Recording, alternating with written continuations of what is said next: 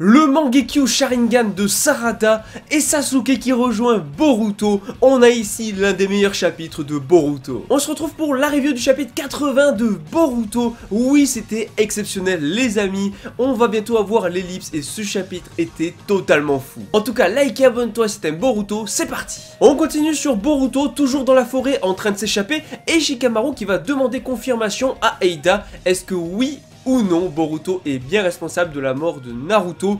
Et là on a Kawaki qui va choper Eida par le col. Et comment dire que, ben voilà, Eida n'a pas de choix que de dire que oui, Boruto a bien tué Naruto. Et le pire dans tout ça, c'est que Shikamaru va l'annoncer publiquement. Donc oui, tout le monde va être au courant de ce qu'il a fait. Et clairement ça va partir vraiment en vrille. Bon, déjà pour ce qui est de Mitsuki, il ne peut pas pardonner à Boruto ce qu'il a fait. Enfin lui il croit que c'est Kawaki, enfin il croit que c'est l'étranger, mais il peut pas lui pardonner. Non seulement il a tué Naruto, mais en plus de ça il a voulu s'en prendre au fils du Hokage. Donc il va le poursuivre, il va pas écouter Sarada, il va continuer à le suivre. Bon, normalement avec sa super vitesse il devrait très vite le rattraper, même si on va voir que finalement non. Mais surtout on a tous les personnages qui vont un petit peu réagir, en tout cas plusieurs personnages. Pour ce qui est de Sarada, elle va littéralement s'effondrer au sol parce qu'elle ne comprend pas la situation. En plus on vient de lui annoncer que Naruto est potentiellement mort et tout, donc là clairement niveau choc émotionnel entre Boruto pourchassé plus la mort de Naruto. Ah voilà, Sarada elle prend quand même très cher. Mais en plus de ça, on a également Sumire qui va réagir. Et Sumire n'est pas non plus affecté par la technique de Eida. Bon, on savait déjà que les deux échappaient au charme. Et maintenant on a confirmation, les deux n'ont pas subi en tout cas la technique de Eida. D'ailleurs Sumire va vraiment très vite comprendre que la technique, enfin le truc qu'elle a vu passer, la lumière qu'elle a vu passer est liée à ça, au fait que justement la réalité a été modifiée, du moins les mémoires, tout ça. Enfin, elle ne sait pas forcément exactement ce que c'est, mais elle sait que c'est lié à Eida et tout, donc vraiment Sumire, bah, elle comprend très vite en fait. Bon, Kawaki, voilà, c'est plus ou moins ce qu'il voulait, parce que maintenant que Boruto est un étranger, ça veut dire que oui, il peut tuer Boruto sans qu'on lui en veuille, parce que si jamais avant il avait tué le fils du Hokage, ça serait parti vraiment en cacahuète. Là c'est bon, c'est Boruto l'étranger, donc il peut le tuer. Et même Eida, qui a déclenché la technique inconsciemment pour répondre à la volonté de Kawaki, ben même elle en vrai, elle est pas trop chaud dans le délire en vrai, parce que elle est en mode, t'avais vraiment besoin d'aller aussi loin. Même elle, tu vois, elle a de la peine pour Boruto. D'ailleurs on va le revoir après, elle va même aller s'excuser. Et franchement ça j'aime beaucoup pour le développement de Eida, je trouve que c'est vraiment très bon. Enfin en tout cas voilà, Kawaki il a juste à garder Naruto scellé avec Hinata dans la dimension, comme ça il peut, voilà, en tout cas tant qu'il n'a pas tué Boruto, ils resteront dans la dimension. Et une fois qu'il se sera débarrassé de Boruto, et donc de Momochiki par la même occasion, c'est l'objectif final, bah là par contre il pourra libérer Naruto. Et après, comme il a dit, Naruto pourra lui en vouloir, peu importe, ou même essayer de le tuer. Dans tous les cas, il aura accompli sa mission, il se sera débarrassé du Otsutsuki, et donc là il pourra libérer Naruto. Mais pour l'instant ils vont rester dans la dimension. D'ailleurs on a le retour de Daimon, ça y est, il a enfin rattrapé Eida, et il va sauter sur Kawaki. Bon, fin de ce côté là, maintenant on va passer à des trucs, mais de malades, des trucs de fou. Donc on va commencer par Sarada et Sasuke. Sarada donc et Sasuke ça y sont réunis, Sasuke vient de débarquer, et on a Sasuke qui demande où est Mitsuki. Sarada elle explique qu'il est parti tuer Boruto et tout, et qu'elle ne comprend pas pourquoi Mitsuki essaye de s'en prendre à Boruto, pourquoi est-ce qu'il essaye de tuer Boruto. Je rappelle qu'elle n'est pas forcément au courant de ce qui est en train de se passer, elle ne comprend pas vraiment la situation, elle est dépassée. Et pour ce qui est de Sasuke, ben lui il trouve ça normal comme réaction, puisqu'il vient d'apprendre Mitsuki que Naruto est mort, et en plus de ça il s'en est pris à son soleil, donc du coup voilà, il trouve en tout cas la réaction normale. Et c'est vrai que du point de vue de Sasuke qui a eu sa mémoire, sa réalité modifiée, oui c'est logique la réaction de Mitsuki, mais elle va comprendre un petit peu mieux la situation parce que Sumire va la contacter. Vraiment Sumire, j'ai envie de dire qu'elle a compris tout très vite et elle va beaucoup aider Sarada sur ça, parce que franchement c'est vrai que Sarada elle est un peu paumée, après ça peut se comprendre aussi, mais donc elle va lui expliquer que justement ça vient de la lumière qu'il y a eu tout à l'heure, et que c'est une technique qui est probablement liée à Eida, et en tout cas ça a touché les gens, ça leur a fait croire que Boruto avait tué Naruto. Voilà, Sumire et Sarada savent très bien que Boruto n'aurait jamais tué son père. D'ailleurs, comme elle le dit, Sumire, bah actuellement, c'est littéralement ses deux seuls alliés. D'ailleurs, voilà, Sumire va aller très loin dans sa réflexion. Le fait qu'effectivement, bah voilà, tout le monde pourchassait Kawaki, puis d'un coup ils se sont mis à pourchasser Boruto, et que ça vient probablement d'une technique qui est quand même forte, qui influence tout le monde, et pourquoi pas du Shinjutsu. Donc en fait, on est venu très vite à la conclusion de Eida et tout, et qu'elle a dû faire quelque chose pour Kawaki. Et effectivement, j'ai envie de dire vraiment, Sumire, elle est loin d'être bête, elle a tout compris en fait. Et donc c'est les deux seuls de son côté. Et vraiment, Sarada, elle a dit une phrase en fait qui clairement m'a foutu des frissons de fou. Elle a dit horrible pourquoi ça doit toujours être Boruto. Et je jure, cette phrase là avec les larmes aux yeux de Sarada, c'était incroyable, la scène était juste magnifique. D'ailleurs pendant ce temps là, Boruto lui s'est retrouvé face à la team 10, la team Ino Chikacho, mais nouvelle génération avec forcément Inojin, Chocho, mais surtout Shikada. Et on le sait dans l'anime, la relation Shikada et Boruto a été énormément développée. Donc c'est vrai que pour Boruto, voir Shikada essayer de le tuer ou de s'en débarrasser, parce qu'il pense justement que il a tué Naruto, tout ça, franchement j'avoue c'est assez cool et tout. Et en fait c'est vraiment la team qui a été le plus développée hors team 7, donc très cool de l'avoir enfin dans le manga, puisque dans le manga elle avait vraiment pas de rôle, donc ça c'était sympa. Et en plus le pire c'est que Momochiki voulait reprendre le contrôle parce qu'il savait que Boruto pouvait pas tuer d'anciens amis. Maintenant, voilà, Momochiki voulait reprendre le contrôle, comme ça il se débarrasse de Shikadai et tout. Mais non, voilà, Boruto n'abandonne pas, il a une volonté de faire, d'ailleurs on va en reparler.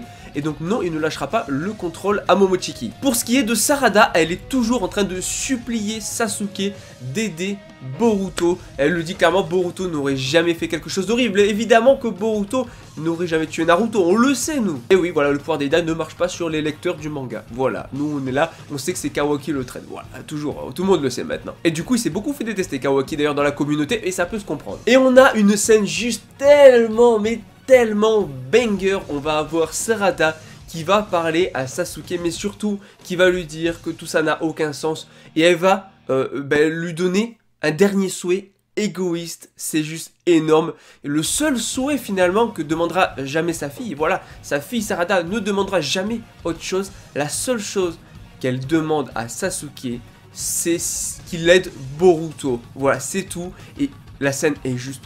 J'ai des frissons rien que d'en parler, j'ai des frissons rien que d'en parler. En plus de ça, Sarada qui éveille son Mangekyo Sharingan.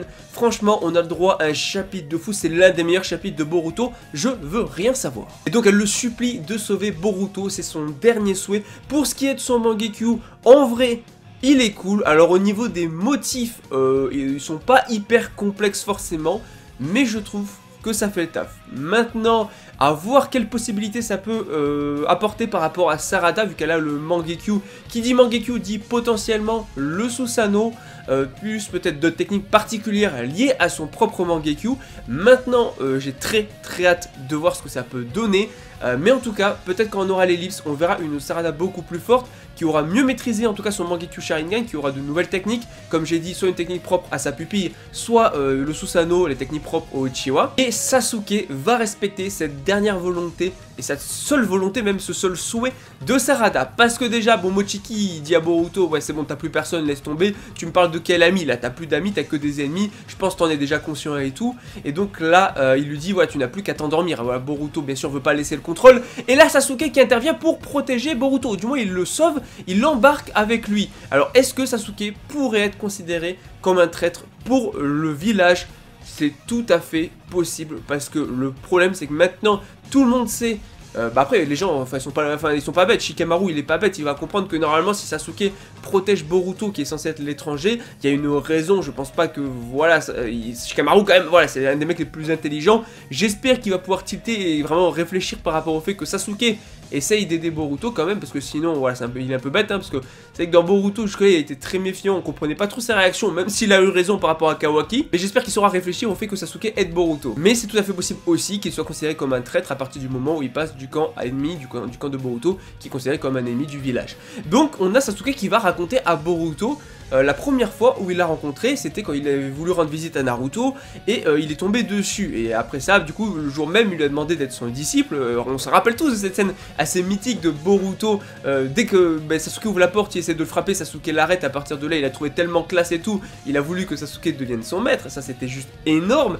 Et après, il explique aussi comment il est devenu son disciple, comment il lui a maîtrisé, il a maîtrisé en un rien de temps le Rasengan, et après comment ils ont vaincu Momochiki et sauvé Naruto. Et lui, de ce dont il se souvient au niveau voilà mémoire, c'est le fait que ce fils-là de Naruto, son nom était Kawaki Uzumaki. Sauf qu'il y a plusieurs choses qui font que Sasuke va décider de protéger Boruto. Premièrement, c'est le souhait de sa fille. Déjà, si sa fille lui dit de sauver Boruto, il sait qu'il y a une raison derrière, et effectivement, il peut pas se fier trop à sa propre mémoire, parce qu'il ne comprend pas non plus pourquoi, dans ces cas-là, il ressentirait la présence de Momochiki dans Boruto, alors qu'elle est censée être maintenant dans Kawaki, puisqu'à la base, dans le fils de Naruto actuel. Donc, il ne comprend pas pourquoi est-ce qu'il a aussi la présence de Momochiki, donc déjà, ça va le faire tilter. Et troisièmement, il a son bandeau, donc il se dit pourquoi est-ce qu'il aurait mon bandeau alors qu'il sait très bien qu'il avait donné son bandeau au fils de Naruto. Et du coup c'est toutes ces incohérences qui vont faire cogiter Sasuke. Sasuke c'est littéralement le GOAT du chapitre, le seul allié qu'a Boruto actuellement, hormis Sarada et bien évidemment Sumire. Et on n'a pas d'infos par rapport à Himawari, mais actuellement Sasuke est le seul en qui Boruto peut avoir confiance pour l'aider. Et Sasuke c'est encore plus un GOAT parce que dans sa mémoire il sait très bien que ce mec là peut pas être le fils de Naruto, voilà, c'est écrit dans sa mémoire. Sauf que en vrai, il va renier sa propre mémoire et faire confiance non pas à sa mémoire, mais à sa fille. Et ça, c'est juste énorme, tu vois. Il n'y a que Sasuke pour vraiment aller aussi loin, tu vois. Il y avait vraiment que Sasuke en fait. Hein. S'il peut plus avoir confiance en ses propres souvenirs, alors il aura confiance en sa fille Sarada. D'ailleurs Momochiki qui va réagir à ça en mode mais il a perdu la raison, il est complètement fou. Juste pour sa fille il va aider carrément un ennemi. Voilà, et ouais mais bon Sasuke c'est le GOAT hein. Et donc il va placer totalement sa confiance en Boruto. Il va prouver justement que sa fille a raison. Et là alors, non seulement ils ont gagné un allié, Sasuke, par contre ça change rien au fait qu'il est plus ou moins tout perdu. Du moins c'est ce que pense Momochiki. Alors voilà, le pouvoir de l'omnipotence a le pouvoir de réécrire la réalité, ce n'est pas une illusion temporaire comme le Genjutsu, ce qui fait que tuer Eida, ça ne changera rien. Maintenant, je vois très mal le manga se finir sans que le sort soit inversé, sans que Eida ait trouvé un moyen quelconque de l'inverser, honnêtement. Puisque je vois pas à la fin du manga, Boruto toujours considéré comme un étranger, même s'il est accepté par le village, je vois pas tous les souvenirs qui ont été effacés, réécrits, ne jamais revenir, voilà. Bref, tout ce qu'il veut Momochiki, c'est récupérer le corps de Boruto, sauf qu'encore une fois, Boruto ne lâchera jamais rien. Boruto a une volonté de faire, la volonté du feu, on va en reparler, et en plus de ça, Momochiki lui-même reconnaît le mental de Boruto et la volonté de Boruto. Il a compris que Boruto, c'était pas n'importe qui, il avait un sacré mental. Pour le coup, il est un peu dans la lignée de son père, hein, voilà, gros mental et tout. Sinon, Eida, voilà, elle est partie avec Daimon à la recherche de Boruto, donc elle a réussi à les retrouver, elle a le Senrigan.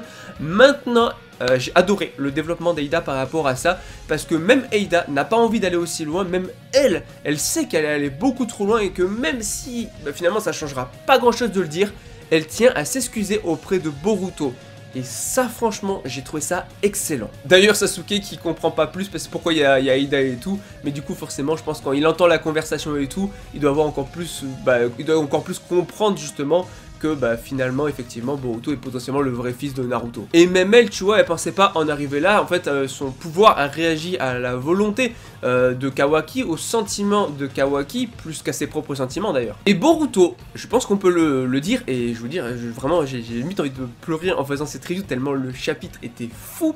Mais Boruto, ce mec là, ce protagoniste est juste incroyable, vraiment je vous jure, ce protagoniste, même Eida le fait remarquer, d'où ce mec là a juste 12 ans, il a une mentalité franchement d'un Hokage, même j'ai envie de dire, il a une mentalité de zinzin. Premièrement, malgré la situation, le fait qu'il est rejeté de tous, à part Sarada, Sumire, et encore Sumire il le sait pas, et Sasuke, le truc c'est qu'il n'abandonne pas, et en plus de ça, il pense à ce qu'a pu ressentir Kawaki. Il n'en veut même pas à Kawaki, il s'en veut à lui, limite de ne pas avoir pu sauver Kawaki. Et il comprend maintenant ce que ressentait Kawaki, le fait que justement, lui avait tout eu, alors que Kawaki n'avait rien eu. Là, c'est l'inverse, il le comprend. Maintenant, Boruto n'a plus rien, et c'est Kawaki qui a tout. Et en fait, il ne va pas en vouloir à Kawaki, et ça, c'est fou, c'est... faut avoir une mentalité de fou. Il le considère toujours comme un frère, et justement, il veut mettre un terme à ce combat fraternel. Et je trouve ça hallucinant, vraiment, la mentalité de Boruto, l'évolution entre le gosse du début, vraiment, qui était un peu insupportable, qui en voulait à son père parce qu'il s'occupait pas de lui, enfin, voilà, alors qu'il avait tout en vrai, et son évolution maintenant, on a vraiment l'une des meilleures évolutions, tout protagoniste confondu. D'ailleurs, Eida confirme qu'effectivement, Kawaki le considère en vrai toujours comme son frère. C'est juste qu'il a pas le choix, vraiment. Et du coup il est parti en vrille parce qu'il veut à tout prix protéger Naruto. D'ailleurs Sasuke qui va se mêler un peu à la conversation et qui va expliquer qu'effectivement Naruto c'était pareil, il a été rejeté de tous et tout, mais voilà, le village entier a fini par le reconnaître, et que si jamais Boruto là est vraiment son fils, alors lui aussi il arrivera à s'en sortir comme il faut. Et Momochiki il aime pas du tout là où ça se dirige, parce que là où ça se dirige c'est juste un Boruto qui ne sombre pas dans le désespoir, donc il ne peut pas reprendre son contrôle pour l'instant. Et du coup Momochiki, j'avoue, il commence à paniquer là. Et attention, on arrive à la fin du chapitre, faut le dire, la scène, l'une des plus grandes scènes de tout Boruto qui va tout simplement dire, non mais je vous jure c'est incroyable, mais il va le dire qu'il a le sang de son père de Naruto, le 7ème Hokage dans ses veines, le sang des Hyuga de sa mère, et également le sang du 4e Hokage, oui, de Minato. Ça fait plaisir qu'il en parle, c'est qu'il n'en a jamais parlé vraiment. Et il le dit, il a en lui la volonté du feu, car il est un ninja du village caché de Konoha.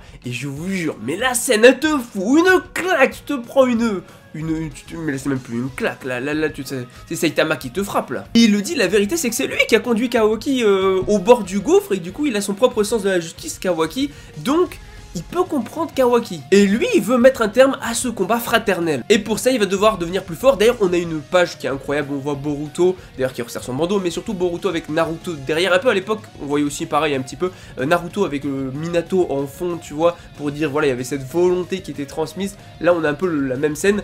Et Eida, je vous le dis, elle va finir par tomber amoureuse de Boruto. Là, Boruto fait des dingueries. Voilà, il fait des dingueries. Clairement, vu la mentalité de Kawaki, Aida, je comprendrais qu'elle passe du côté de Boruto, ou du moins en tout cas que elle tombe amoureuse de Boruto, qui a une 1000 fois meilleure mentalité. Et Aida, elle se sent un peu responsable et tout, donc elle l'a dit, elle ne le cherchera pas. C'est-à-dire que du coup, même si Kawaki et Shikamaru insistent, elle ne donnera pas la position de Boruto tant qu'il n'est pas revenu au village. Donc on peut compter sur Aida pour sa discrétion. Ça c'est super cool parce qu'on se demandait du coup durant l'ellipse comment ça se fait que Kawaki ne l'ait pas tué alors qu'il a le Senrigan et qu'il peut savoir où est Boruto. C'est tout simplement parce que Aida, elles sont trop responsables de tout ça, donc jamais elle ira tout simplement donner l'information à Kawaki. Et pourtant Dieu sait qu'elle est normalement l'amoureuse de Kawaki, mais là non, jamais. Voilà, elles sont trop responsables et j'aime beaucoup le développement de tout ça. Et même elle le dit, elle a fait passer Kawaki pour un lâche, c'est un peu de sa faute et tout.